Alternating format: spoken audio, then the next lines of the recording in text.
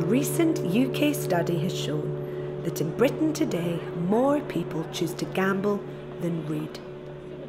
Less than 0.5% of these gamblers consider themselves professional.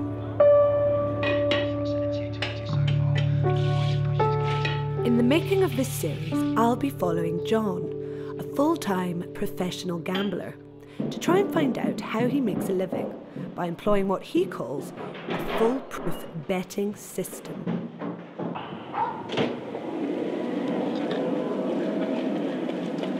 Oh, hi. How you doing? Oh, I'm glad you could make it. That's well, good. I can't stop actually. I'm late for the bookies. Tell you what, this gambling lot does keep me fit.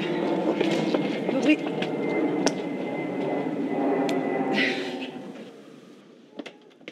Queen's Park Rangers fan John Smallwood has been gambling for most of his adult life. Over that time, he claims to have perfected a secret system which enables him to make a living from gambling alone.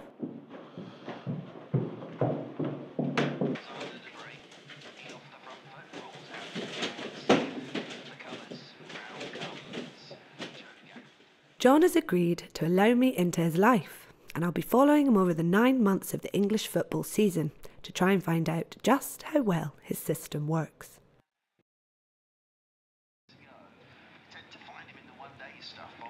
Well, I've not had a lot of luck lately, but if I can get back to doing what I was doing a little while back, I'll start to make some money again. Yeah, because I know my football, you see. It's all about knowing your football and reading the form correctly. And if you can do that and keep the discipline, that's when you can make money. Yeah, it's not easy. You need a bit of that. Not everyone can do it.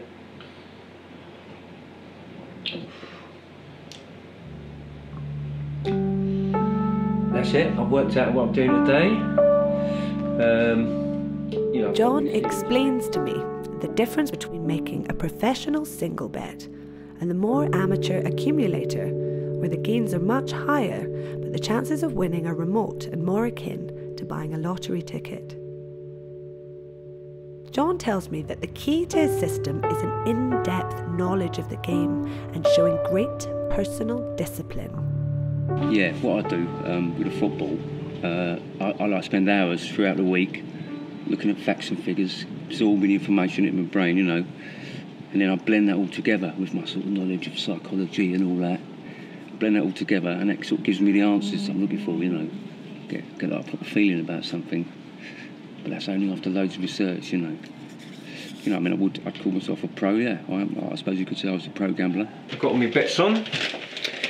Right, all I need is Blackpool, Derby, Ipswich, Hull, Bournemouth, Portsmouth, Brighton, Hartlepool, Oldham, Carlisle, Cheltenham, Shrewsbury, Oxford, Aberdeen, Dunfermline, East Fife, Livingston, Berwick and Stranraer all to win, for me to win the old 22 grand. But of course, my serious bets, single bets, are Portsmouth, West Ham and Huddersfield Town.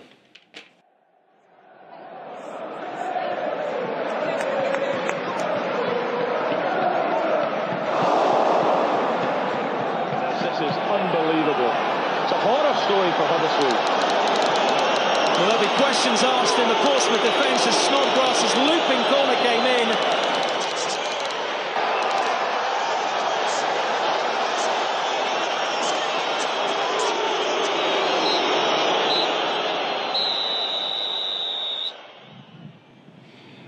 Yeah, probably my best day I've ever had would be FA Cup semi-final day, 2007. I predicted 2 upsets that day, a 10-1 and a 12-1. I had Portsmouth to beat Man U, and I had, and people thought I was mad for this one, Barnsley to beat Chelsea at Stamford Bridge, 20 quid on, 2,600 bet. So yeah, I mean, I was well happy, of course. So I decided to take my girlfriend on holiday, and which of course made her well happy. Yeah, so we're looking at all the brochures and all that. We thought we'd go to the Seychelles, you know, sandy beaches, bit of a cruise and all that. She was so happy. I've never seen her so happy. So phoning all her mates, telling everyone about it. So looking forward to it, she was. She's got a silver bikini. She was wearing it in the living room up and down. So anyway, yeah, the following week I was going down actually to put the money on the holiday, and I had an idea. I walked past the bookies and I saw Man U were at home, 8-13 against Newcastle, and I thought Man U ain't going to lose 2 games on the trot. I mean, Man U just don't do that. So yeah, I stuck the whole lot on, 2,600 on, to get back just under £4 grand. Betting gods decided to teach me a bit of a lesson that day. I knew I should have put on a covering bet. Of course, the hardest bit was telling the bird, wasn't it? I mean, like, she was not happy. She was not happy, one little bit. So, yeah. Yeah, not good, not good. But, I mean, she left me, of course. Yeah. But, yeah, it took me a while to get over that. It took me about 9 or 10 months to fight back from that. I made back a couple of grand, you know. Yeah.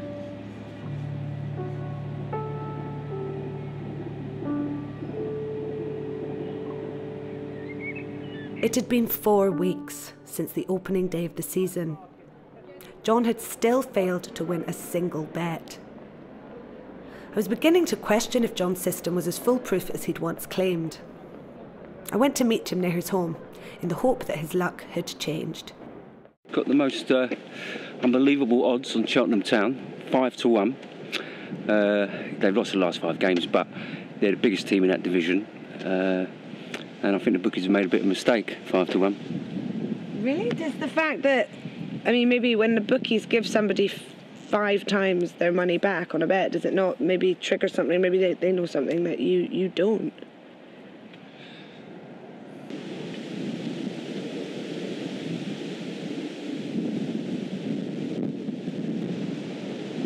No, not in this case. Cheltenham Town, biggest team in that division, they've got the strikers back. They've made a mistake. A lot of the pundits fancy a big win tonight, so yeah, I think it's pretty safe. But didn't you just tell me that Cheltenham had lost their last 5 games? Yeah, but, you know, football's all about goals. And without their 2-star strikers, they couldn't score goals. But they're back now, so it's a totally different story.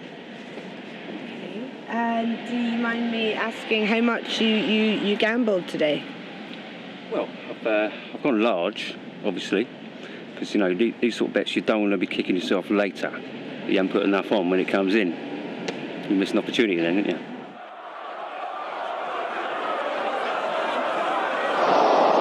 He missed from there.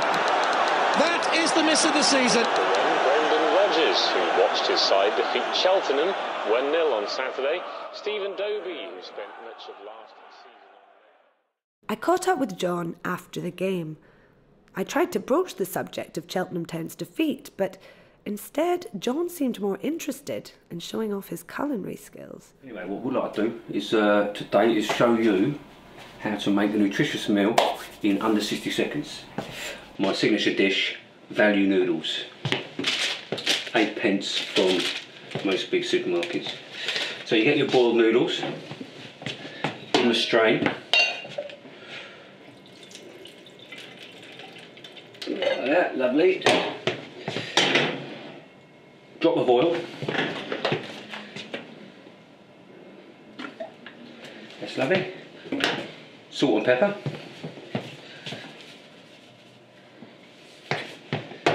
Can't find that pepper, that's alright. And the star of the show is some chopped up bacon.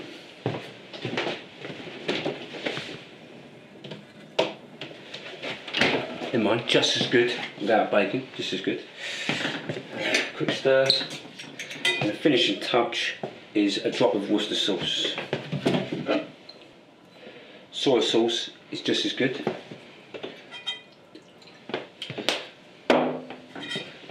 Quick stir and you're done.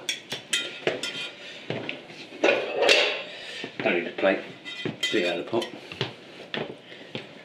And they are delicious.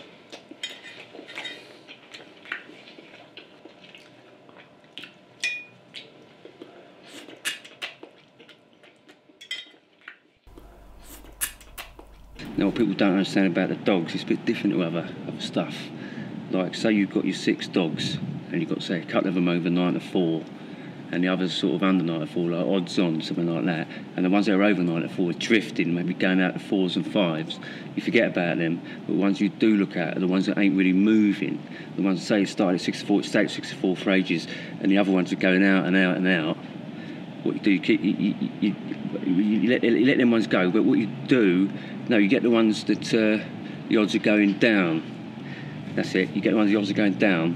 They're the sort of favourites, but don't get put off by them. Keep your eye on the one that ain't moving, and then last minute, it might just jump down last minute just by the 10-second bell, and then you get just enough time to lunge for the counter, write your number down, lunge for the counter, and put your money on. You know. Yeah, it's a good old system. Yeah, served me well. Yeah. In the months I'd spent following John's progress, I was struck by his ability to pick himself up after defeat and to find patterns in seemingly random events. I went to visit him again in his home to see how he was getting on. I have decided to make some changes, yeah. You know, I've been flipping away money, which ain't good. So, yeah, I'm going to make some changes.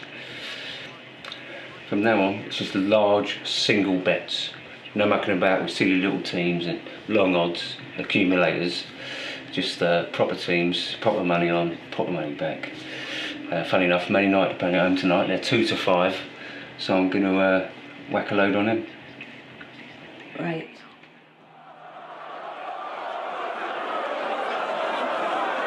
Lovely footwork from him.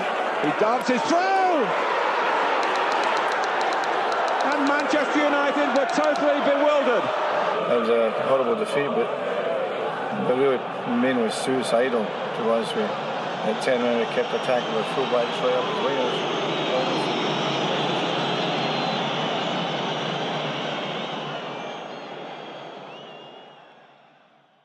I caught up with John the following day after losing yet another bet. I asked him what he felt had gone wrong. Like an occupational hazard, you know, it happens sometimes, yeah. You can't win them all. Even like the ones that you've really worked out, you know, you do lose the odd one. I mean, even Man United lose the odd game, didn't they, you know, so, yeah, it's just how it goes sometimes. I'll start winning soon, yeah. But how, John? You've got no money. You know, I've got, my mate Steve's going to lend me 50 quid to be going on with. Yeah, he's going to lend me 50 quid for a couple of days, yeah. Good luck. Well, yeah, when it comes to football, which of course is my specialist area, you know, you got to know your stuff. You got to know your football. I know my football. Like, you know, it's one thing to study the form, but you've got to be a lot deeper than that. You know, you've got to. It's about understanding teams, the way they think, the way managers think. You know, and it's all about how you blend that knowledge together. You can't just study form alone. It's psychology you've got to think about. And then, of course, the really important thing is discipline. You've got to have a discipline. You can't just, like, you know, fly off the handle with a bet. You know, you've got to, you know, you've got to think. You've got to be strategic. Don't just go for something you've seen in the bookie shop window, just run in and put money on it. Don't work like that. You know, you've got to show the discipline. Yeah, you know, otherwise you become like a mug punter. You know, and you know, I ain't a mug punter. After spending the money he borrowed from Steve on a bet, John returns home. I'll start the whole lot on Scunthorpe. If they don't win tonight, I'll give up. I mean, like, this is proper dead cert. I mean, sometimes when you know, you know, you know?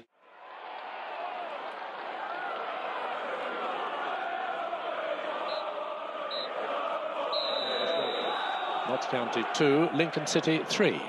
Wrexham 2, Walsall 1.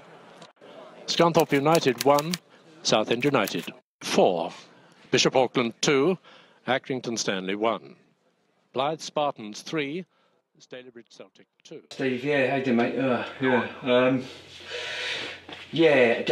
ain't going to have your money tomorrow, I'm afraid, mate. I've had a bit of a disaster. My gran her eating went, and she had to. I had to give her 20 quid to sort out the eating, and I had to get her some food and that and all that. So I mean, so what? No, I didn't. No, I didn't, mate. No. Yeah, all right. Yeah, I did. I lost it. Yeah. I'm really sorry, mate. But the point is, I'll have it for you next week. Definitely.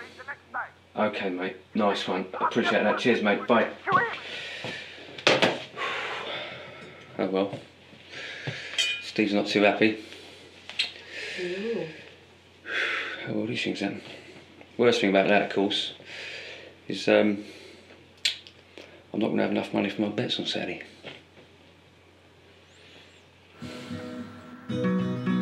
Although John was always reluctant to discuss the full extent of his losses, I was worried that he was barely making enough money to survive on, and that in fact, his health was now beginning to suffer.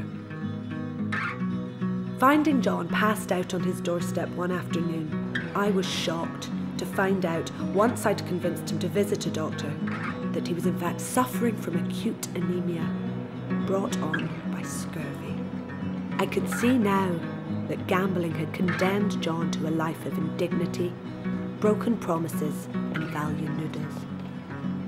To me, it seemed that perhaps there was a connection between the love he craved from his emotionally absent mother and the approval he sought from the sniggering gatekeeper of dreams, he who forever lurked behind the impenetrable glass of Paddy Power. Convinced that John had a psychological condition, I brought him to esteemed addiction therapist Dr. Arabin Smedley of Harley Street. Goalkeeper.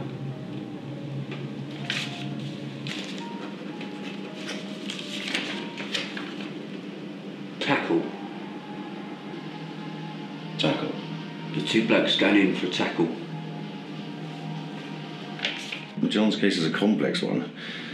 He's clearly a compulsive gambler and exhibits both delusional behaviour and thinking, the like of which I can honestly say I've never seen before. That looks like a referee given a penalty in the last 5 minutes against my team.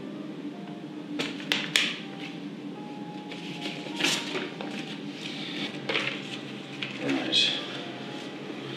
Now, a word association game. Oh, right, yeah. I'm going to say a word, and I want you to say the first thing that comes into your head. Right. Okay? Without thinking. Without thinking, yeah, I could do that, yeah. Okay, let's begin. Mother. Father. Father. Dogs. Dogs. Catford. Right. Left. Stop. Go. No, stop. They're off. We're finished. Oh, right, I see, yeah, sorry. Good. Bad? He actually wanted to bet me £50 that I wouldn't be able to cure him. He said it without the slightest hint of irony. He was perfectly serious. It's when I was at school, I suppose I first realised I had a bit of a talent for predicting things. I used to predict whether or not I'd get into trouble, you know, for being late or whatever. It was all about sort of reading the teacher's mood, you know. And I was always right, always got it right. So it was then I kind of realised that maybe I might have a talent for predicting things, you know, so I transferred that over into sport. I remember that Botham's Ashes, 1981, when England were 100 to 1 on the last morning to win that Test match. I predicted they would, and of course they did, you know. Yeah, I didn't tell anyone, you know what I mean. I was only a kid, couldn't put any money on, but I predicted it. So then I thought, yeah, maybe this may be something I could do in older life, you know. Maybe something I could really have a go at, you know. So yeah, you know, everyone's got their talent, haven't they? And it seems like mine is predicting sport, you know.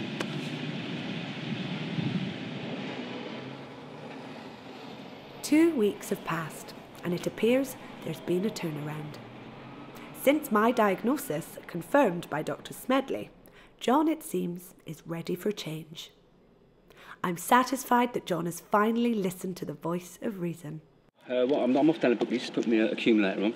I'm just going to stick this 20p that I found under the sofa on it. Yeah. And is that your last 20 pence? No, it's not my last 20 pence. I'm going to save 20 quid back. I've got 20 quid at home, but rather than go for it like normal, I thought I'll save that for noodles and work. You know,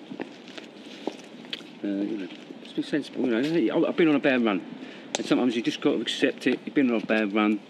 You know, just do it for a bit of fun this week. If it comes in, brilliant, you know. If it don't, it's only 20p in it, you know. It's a great attitude. Yeah, you know. Why not?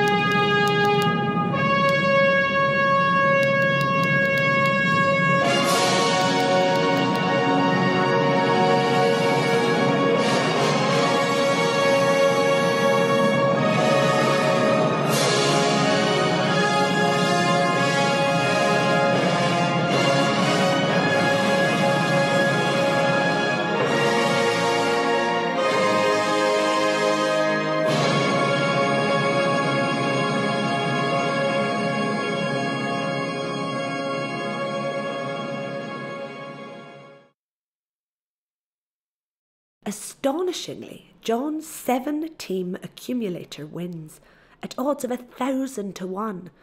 I met up with him after the game to congratulate him on this, but find him in a rather more sombre mood than I'd expected. John was very upset that he hadn't placed the usual £20 bet. Had he done so, he'd have won 20,000 instead of £200. I couldn't help thinking that in some way John was blaming me. But I didn't let this stifle my joy. I'd finally witnessed John winning a bet. As far as I was concerned, this was cause for celebration.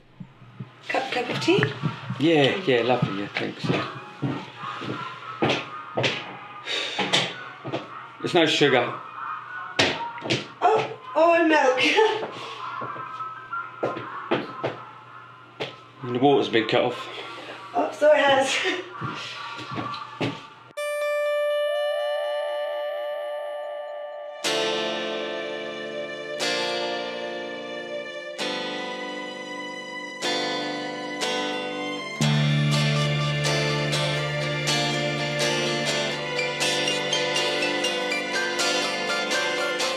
My father is a very rich man. My name is Dele Adepoju, and I am a gambling consultant. What we are going to do here is we're going to test out the logarithms, and we are going to go and play the roulette machine in the bookmakers. Oi, come back here.